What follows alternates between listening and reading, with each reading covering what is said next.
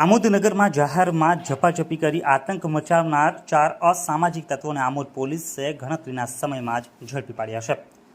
આમોદનગરમાં શનિવારના રોજ કેટલાક અસામાજિક તત્વોએ આમોદ પોલીસ મથકના 500 મીટરની નજીક જ જાહેરમાં મારામારી કરી આતંક મચાવ્યો હતો। તેમનો વિડીયો પણ સોશિયલ મીડિયામાં વાયરલ થયો હતો। આ મામલે આમોદ પોલીસે વાયરલ વિડીયોની તપાસ કરી જાહેરમાં મારામારી કરી તમાશો કરનારા ટોળામાંથી 4 ઇસમોને ઝડપી પાડી કાયદેસરની કાર્યવાહી હાથ ધરી છે। શ્રાવણ માસના છેલ્લા શનિવારે હાથીલા હનુમાનજી મંદિર નાહિયર ખાતે મેળો ભરાયો હતો, જેમાં આસપાસના ગામના અનેક લોકો ઉમટી પડ્યા હતા।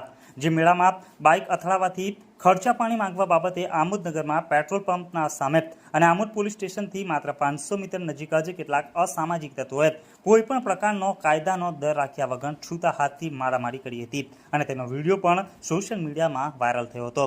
ત્યારબાદ થોડીક જ વારમાં માર મારનારું ટોળું અને માર ખાનાર લોકો પણ ઘટના સ્થળ ઉપરથી બાઇકો લઈને ફરાર થઈ ગયા હતા।